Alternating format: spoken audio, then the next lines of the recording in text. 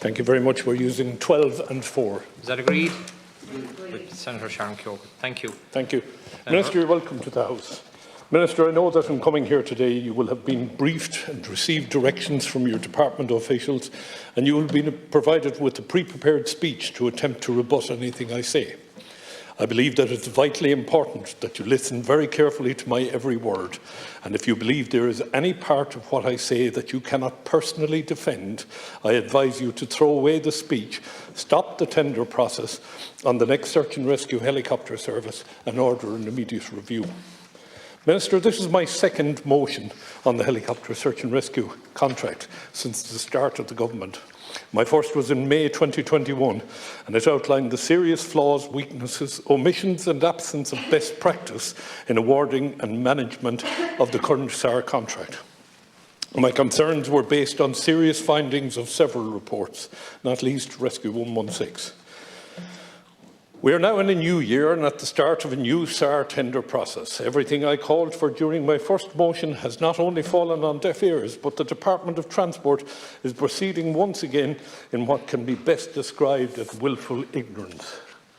In your speech on the final report of Rescue 116 air accident, you stated that the Air Accident Investigation Unit's main conclusion was the accident was an organisational accident. We know from the report that contributory cause of the tragedy was confusion at the state level regarding responsibility for oversight of SAR operations in Ireland, and that this included the Department of Transport. Ultimately, the Air Accident Investigation Unit concluded that neither the Department of Transport nor the Coast Guard had aviation expertise available within their own personal resources and lacked the capacity to remain an intelligent customer. In relation to contracted helicopter operations or auditing, this is a damning conclusion, going to the heart of the competence within the department, the same department that is advising you today, Minister. In turning to the UK Maritime and Coast Guard Agency for solutions, your department found a template of total civil commercial control which could be easily copied without scrutiny for use in Ireland. It beggars belief that the existing competencies within the Defence Forces Air Corps were not rigorously explored before adopting the British commercial model, which included seeking further advice from UK consultants Fraser Nash, who at the time were wholly owned subsidiary of Babcock, a commercial SAR company and a likely bidder for the current competition.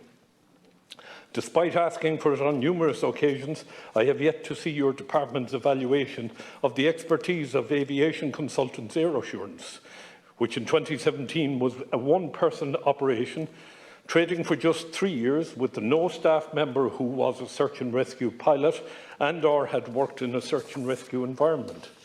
We are now at a situation where a singular British commercial perspective on the provision of SAR has taken root.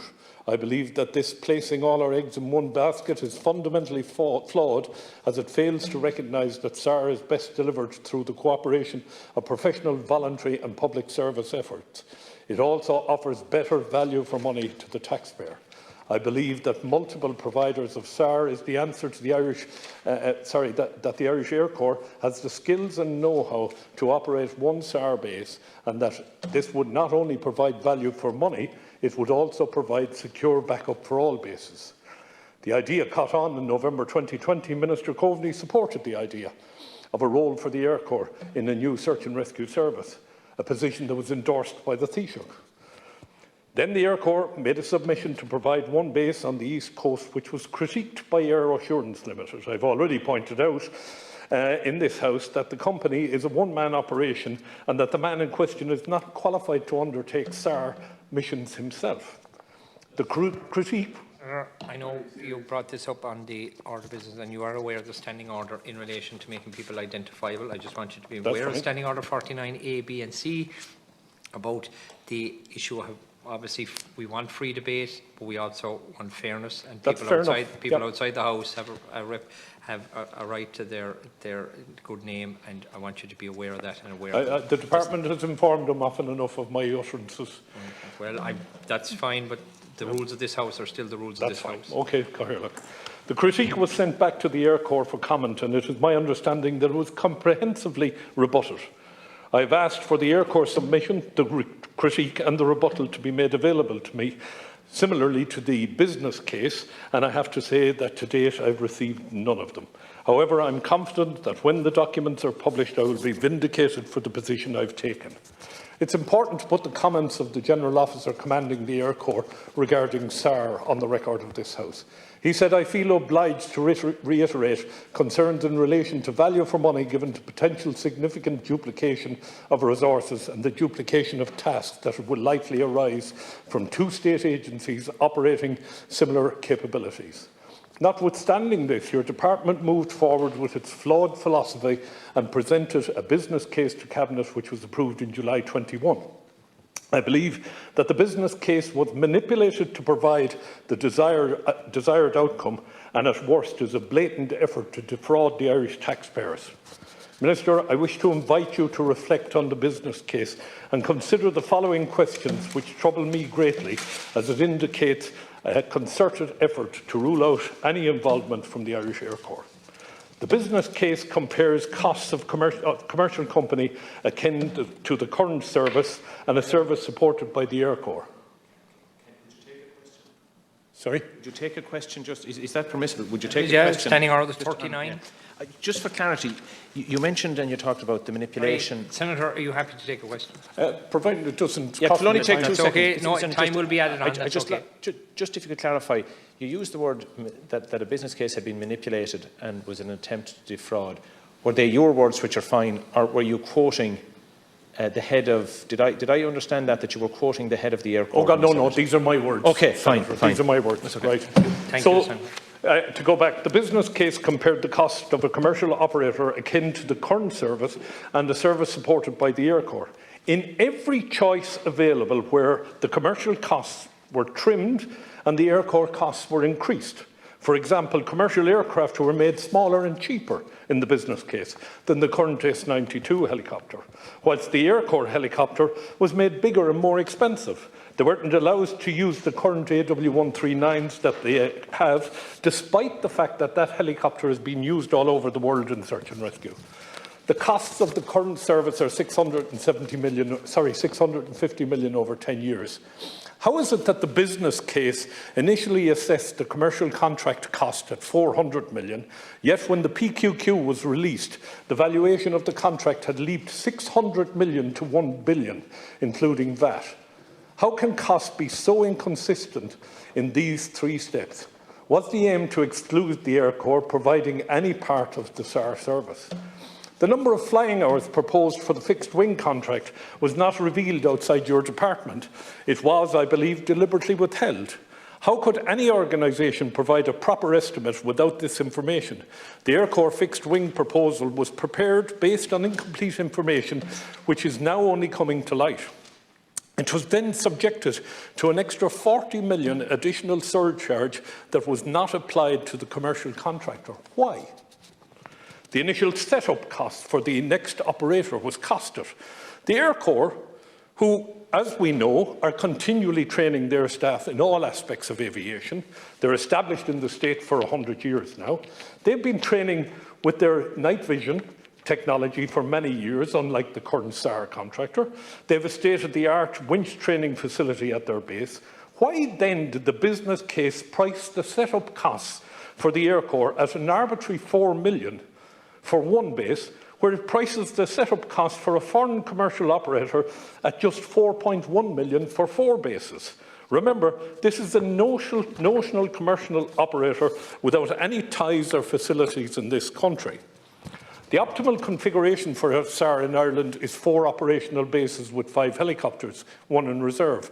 Given this requirement, why did the business case require the Air Corps to provide 3 helicopters to support its single base in Baldonnel? This would mean that in total there would be 7 helicopters, where currently there are 5. Commercial providers are expected to provide the service on a 95% availability aspect, where the Air Corps were going to be expected to provide 100%. Why? The business case for SAR, I understand, was to have a base in Dublin, Waterford, Shannon and Sligo. That was the optimal. Why, when the PQQ was published, was this changed to 3 bases? And how does the fact that the government have now revised that to 4 bases change the entire business case? You've had to extend the PQQ period because of that change. Why must the next SAR operator have regulatory approval, exemptions, alleviations, permits and licences necessary to provide the service both in Ireland and the UK, a third country outside the EU? Suspiciously, why is there no similar or specific requirement for Ireland and another EU country to be involved? Why were the Aircore spare parts scandalously costed in the business case at almost 60% more than the exact same parts to be used by the commercial operator? Where specifically will the fixed-wing aircraft be on standby? Will it be located in Ireland or in the UK? An aircraft with sophisticated surveillance equipment, full-time located in a non-EU country. The obvious solution always was and remains so for government to task Aircore with fixed-wing element for the upcoming contract once they get their new C295 aircraft. This will ensure that any intelligence that's gathered remains within the state or the EU at least. Would you accept that the basis on which the PQQ has been published seems clear that no Irish consortium could ever tender for this operation, given the caveats contained in that? Why would that be the case? What statutory authority are you taking to provide helicopter transport for armed members of the Garda Síochána on a commercial airline? I would love to see the statutory element of that. The original business case did not require availability for daytime firefighting operations within 4 hours of tasking, yet when we went to the PQQ, firefighting was included. This used to be done by the Aircore. How has this changed the business case that was presented to you by Fraser Nash, the wholly owned subsidiary of Babcock? Minister, as a matter of urgency, the business case must be examined and its assumptions tested. The brief provided by your department and the Coast Guard to those who drafted the business case must be released immediately. The companies or organisations involved in making submissions and or assessing every part of the pre-tender process, Air Assurance Limited, KPMG, Fraser Nash and the Aircore must all be brought before the relevant Oireachtas committee and allow for a transparent assessment. Conclude, Minister. To paraphrase Shakespeare, something is rotten in the state of Denmark. This is taxpayers' money you're spending and they deserve an open, transparent process. It's time for the Oireachtas and its committees to examine all that has led us to this point in the process. You must do the right thing now and not follow a flawed plan into the dark night. Minister, it's no secret I don't have the business case. I've been refused it by your department, which is an outrage. I'm a member of the Oireachtas, this country, and my job as a member of the Oireachtas is to hold government to account. To withhold a business case is unacceptable in any guise, and to hide behind commercial sensitivity where the decisions have already been taken is an outrage. I leave it at that now, Cathal. I just welcome the opportunity to discuss the next Coast Guard aviation contract and to clarify a number of matters raised by members in the motion that they've tabled.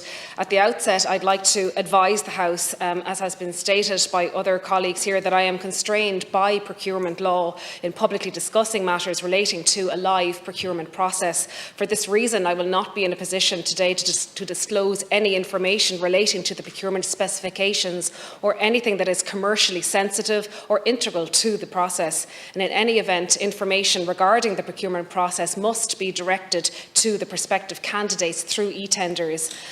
And I would also like to completely reject any suggestion that civil servants have set out to deliberately defraud the state and the taxpayer, and to stress at the outset that government is acutely aware that all major procurement projects must be managed in a compliant manner, and to that end safeguards are in place to ensure that the process is undertaken in line with conforming with procurement law. A representative of the Chief State Solicitor's Office is a member of the Department's project team, A procurement process auditor has been appointed with the express task of providing assurance to the Secretary-General as accounting officer as to the conduct of the procurement process. The Government's counter-motion provides an accurate reflection of the current position, while also observing the communication constraints and the need to safeguard the integrity of the overall procurement process. There is one important point that we can all agree on. The provision of an effective maritime search and rescue service is critical for Ireland as an island nation with a strong maritime sector. The sector depends on the reliability and professionalism of the Irish Coast Guard and all of its component parts, including the Coast Guard Aviation Service, to offer a service which can be deployed at a moment's notice to rescue people in distress and to bring them to a place of safety. The Irish Coast Guard has a distinguished record in delivering search and rescue services and a wide range of other essential aviation services for many decades, including the coordination and management, as appropriate, of aviation services delivered by the Air Corps and civil operators. The aviation service contract allows for the Coast Guard to meet its obligations as prescribed in the National Search and Rescue Plan, the National Oil HNS Contingency Plan, and its capacity to support other state agencies, in particular inland search and rescue support to An Garda Síochána and the provision of air ambulance services to the HSE, including day and night support to our island communities. The current Coast Guard Aviation Service contract is due to expire in 2024, and the procurement process for the next contract is now well underway. There is no basis to support calls for the Government to suspend or further delay the process. Furthermore, if the procurement process does not continue, then the Government will be in breach of the public procurement law when the current contract expires. Moreover, lives could be put at risk if Government allows the current contract to expire without a replacement contractor being appointed. The business case will not be published as it contains information which has been highlighted here by other colleagues which is commercially sensitive or could prejudice the outcome of the procurement process. Details of the business case are, however, available as part of the information documentation for the procurement. It is a requirement that all tender competitions must be competitive. The greater the level of competition, the higher the likelihood of a fit-for-purpose and affordable outcome. It makes no sense, therefore, that the contracting authority should reveal its entire cost, risk and operational strategies in the tender documents or through the release of the business case or subsequent analysis of fixed-wing proposals. Publishing the business case would jeopardise not only the integrity of the process, but would tie our evaluators' hands in striking the best deal possible for the Coast Guard and the taxpayer. I would like to update the House on the procurement process. In November 2019, the Department of Transport commenced a process to prepare for the next iteration of the Coast Guard Aviation Service in line with the Public Spending Code. An initial strategic assessment and preliminary appraisal report was prepared by the Department and brought to Government by the then Minister for Transport, Tourism and Sport in July 2020, following approval by the steering group. This report included a strategic assessment setting out the context for the Coast Guard Aviation Programme, an organisational overview and a survey of existing policies and strategies relevant to the programme. The report took on board key learnings from the existing service and contractual arrangements. It identified the spending objectives of the programme, including existing arrangements and relevant business needs. It also included an appraisal of various service delivery options, including the state assuming full responsibility for the service, either through the Air Corps or a dedicated IRCG aviation branch. Both were ruled out for a variety of reasons, including the significant challenges of establishing such a service before the current contract expires and the level of risk which would be assumed by the state. The process then moved to detailed appraisal and business case stage. The multi-criteria analysis was used to determine the short list of options for consideration on the basis of 5 criteria: deliverability and implementation, integration and interface, market interest and operator capacity, operator capability and enhancement of state aviation emergency capacity. A detailed financial and economic appraisal of the shortlisted options was also conducted. The detailed appraisal provided a framework to assess costs, benefits, affordability, deliverability, risks and sensitivities associated with the shortlisted options to guide the approving authority through Gate 1 of the Public Spending Code to planning and design stage. And while it was acknowledged in the preliminary report that the Air Corps would not be in a position to take full responsibility for the service, the Department of Transport agreed to explore the viability of the Air Corps providing some element of search and rescue aviation service at the request of the Department of Defence as part of this phase. The Air Corps proposal received in March 2021 was considered in the business case as part of a so-called hybrid option, whereby the Air Corps would provide one helicopter base with a fixed-wing component, which would then require a civil operator to provide the remaining element to meet the specification for the National Service. The business case analysis demonstrated, among other things, that there is an inherent cost implication in splitting the helicopter service between 2 or more providers. The single provider option can achieve economies of scale and address availability requirements that are more cost effective. There is flexibility in relation to how the fixed wing element, which would be a new element of the service, could be provisioned. The service, scoped, costed and recommended in the business case, is similar in many respects to the current service, but would include a dedicated fixed wing element. This would provide the IRCG with an on-call marine environment monitoring and high-endurance search and top cover capability. It also has the potential to allow a more innovative helicopter fleet. The Search and Rescue Analysis Division within the Department of Transport conducted a technical assessment of the appraisal, which determined its compliance with the Public Spending Code.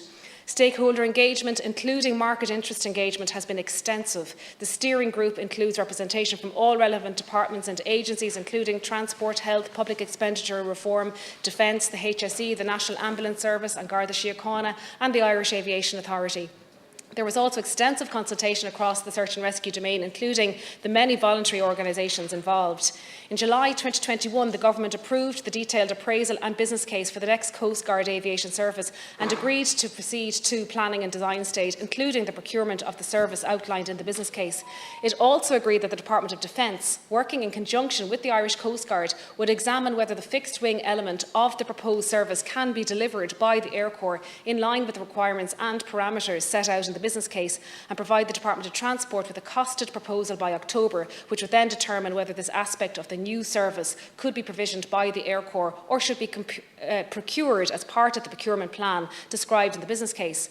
On the 3rd of December 2021, the Government noted proposals to allow probability for Air Corps involvement within a reasonably short number of years.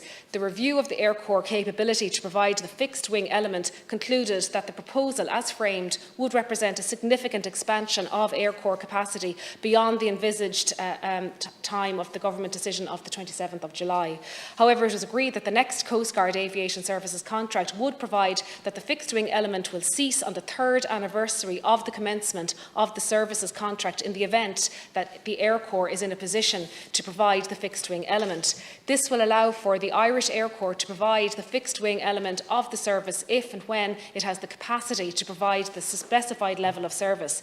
This provision is reflected in the procurement documents. On foot of a decision taken by Government last week, my department has notified the market of an amendment to the pre-qualification questionnaire, which was published by the department on the 20th of December 2021. The PQQ is amended to specify the number and location of helicopter bases to reflect the existing configuration, namely 4 bases at Dublin, Shannon, Sligo and Waterford. The amendment will ensure the delivery of wider government policies concerning balanced and even distribution of state services and investment, particularly the needs of island and more rural communities. It will also support and protect other public policy priorities, such as the state's response to emerging trade patterns post-Brexit and priorities under the Climate Action Plan. I'd like to thank Shannon members for tabling this motion today and for providing me with an opportunity to discuss what is a very important issue. However, I cannot agree to calls for the suspension of the procurement process or for the release of commercially sensitive information that is central to the integrity of this competition. I reject the motion on behalf of the Government and I propose the counter motion and call on the House to support it. To respond. It's rather interesting that a number of speakers this afternoon said I put information into the Shannon debate here that is factually inaccurate, yet they didn't provide any evidence of the inaccuracies that I put forward. I'd love them to specify them. The issue of the Public Accounts Committee was mentioned. It's interesting to note that both Public Accounts and the Controller and Auditor General carry out retrospective analysis of badly planned and badly carried out public procurement. We don't ever have a chance to look and carry out the job we're supposed to do here in the Oireachtas. And I was shocked at my 2 colleagues here beside me who spoke about bringing this matter into the public domain. Our job is to oversee what goes on in public procurement. I make no apology whatsoever. I make no apology. I did not interrupt you. I'm asking you to take a question. You can I'm asking you to take a question. Sorry, Senator. you can only ask the senator. Yeah, and I'm Under asking, I'm not interrupting. Standing Order 39, you can ask, but the senator is within his rights to continue speaking, or he can allow you in. It's up to the senator. Ask your question. Do you agree that it is not our job to compromise procurement? Yes, we hold them to account, but not during the process when there are sensitivities in the public domain. We are currently in the pre-tendering process, so I don't see any difficulty whatsoever in calling these matters out. Now, my colleague here, Senator Cummins, adverted to the fact that I put out a tweet about the Waterford Airport. Senator Cummins stood 100% behind government in the debate in 2021. Everything was going to be fine. It was all going to be grand. We should trust government.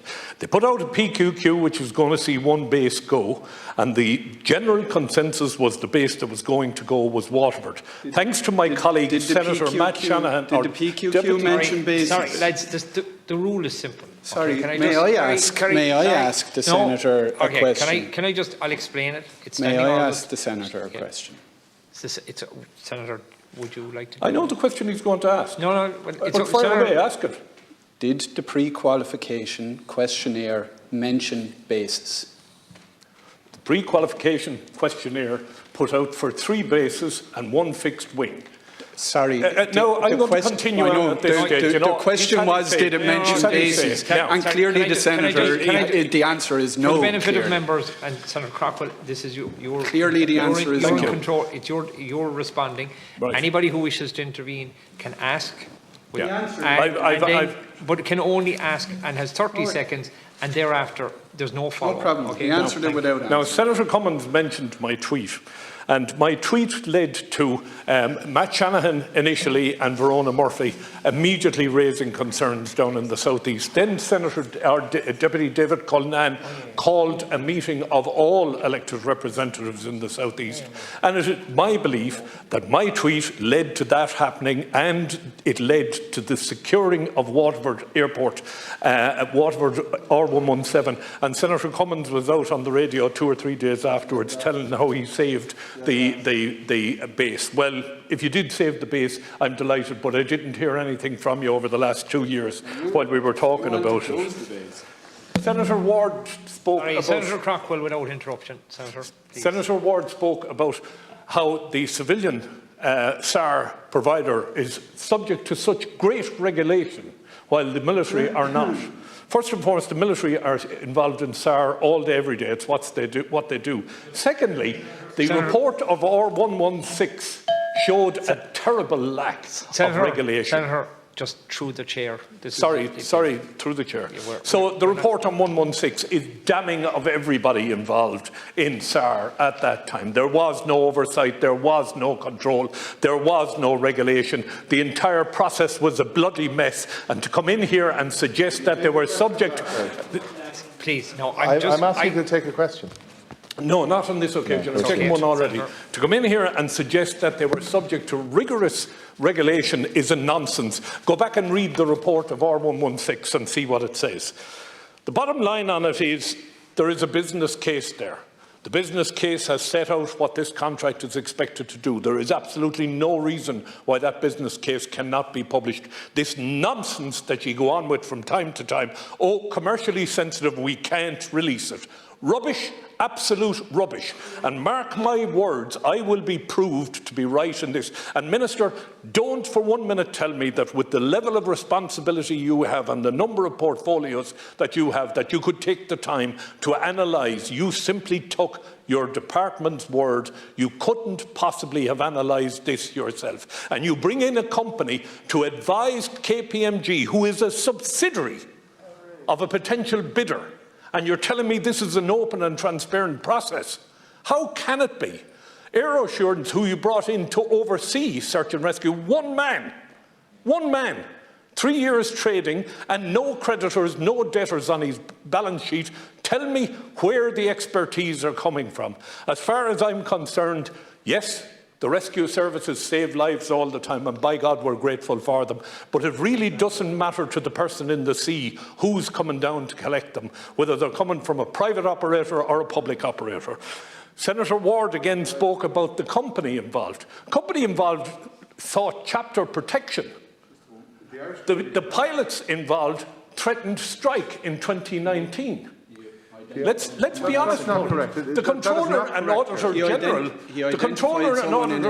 spoke about the waste of €7 million providing night vision technology that was not used until recently. We're not in the Wild West where we can say things. I have pointed out earlier in the debate that people need to respect standing orders. Yeah, well, clearly the Senator is not willing to respect the standing Senator orders. is aware of the standing order and listen, knows the consequences for breaching standing Yeah, orders. well, The bottom line on it now is we are where we are. Minister, my final word to you today is release the business case and prove me wrong. Because I don't believe you will, and I don't believe it will prove me wrong. That's it. End of story.